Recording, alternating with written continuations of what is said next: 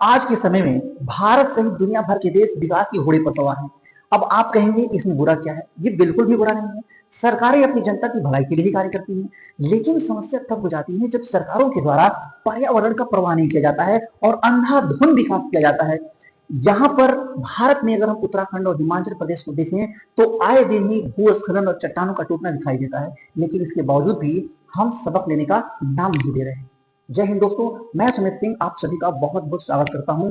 आज हम बात करने वाले हैं भारत की सांस्कृतिक विरासत, असंख्य जीवों का निवास स्थल और भारत सहित दुनिया भर की जितनी भी पर्वत श्रृंखलाएं हैं उन सभी में एक प्राचीनतम पर्वत श्रृंखला अरावली पहाड़ी के बारे में। आपको पता होगा कि इस समय save Aravalli movement, save Aravalli अभियान बड़े स्तर पर चल रहा है। तो आज हम लोग बात कर रहे हैं ये सेव अरावली है क्या, थोड़ा सा इसको हम लोग पहले समझते हैं। समस्या कहां हुई? समस्या वहां हुई कि जब पर्यावरण मंत्रालय, भारत सरकार के पर्यावरण मंत्रालय की एक समिति के द्वारा सुप्रीम कोर्ट में एक रिपोर्ट दिया जाता है और सुप्रीम कोर्ट के उस रिपोर्ट में ये कहा गया कि जो भी, जैसे ये मान लीजिए कि ये हमारी अरावली पर्वत श्रेणी है, तो ये कहा गया कि जो भी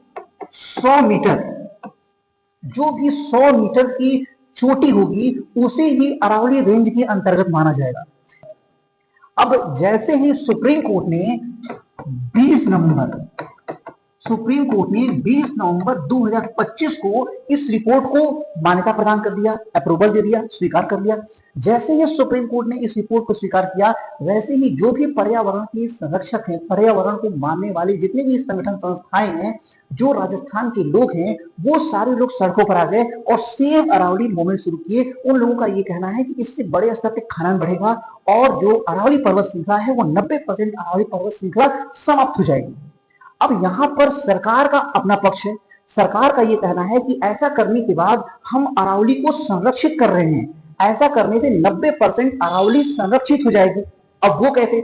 सरकार कह रही है कि 90% जो ये 100 मीटर का दायरा है, इस 100 मीटर की जो 500 मीटर, 100 मीटर तो इसकी लंबाई है और किसी भी 100 मीटर की लंबाई की जो पहाड़ी है उसमें जो 500 मीटर का क्षेत्र होगा, 500 मीटर के क्षेत्र में जो भी छोटी पहाड़ियां भी आएंगी, चाहे उनकी ऊंचाई 10 मीटर हो, 20 मीटर हो, 50 मीटर हो, उन्हें भी संरक्षित किया जाएगा।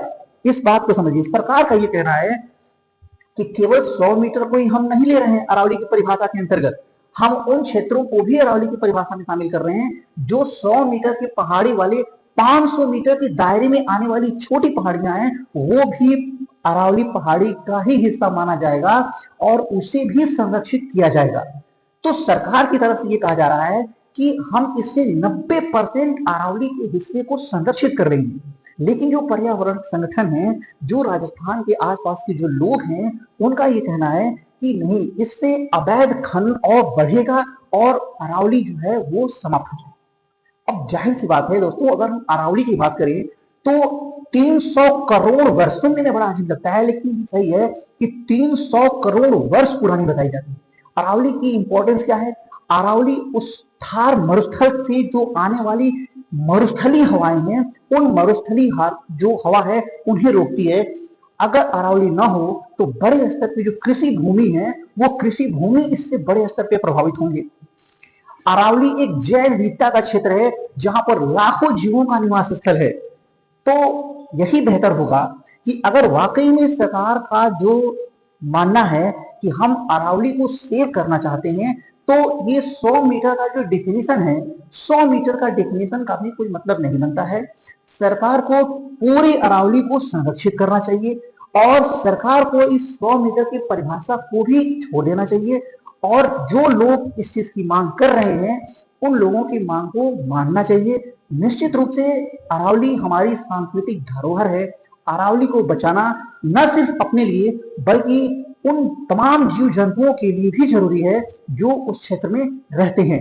उम्मीद है कि सरकार निश्चित रूप से इस चीज पर विचार करेगी, सुप्रीम कोर्ट इस चीज पर विचार करेगा। और आपका इस विषय पर क्या कहना है, आप भी अपनी राय जरूर दीजिए। अगर आपने चैनल को सब्सक्राइब नहीं किया है तो चैनल को भी सब्सक्राइब जरूर करिए और वीडियो अच्छा लगे तो लाइक करें, शेयर करें। फिर मिलते हैं। जय हिंद।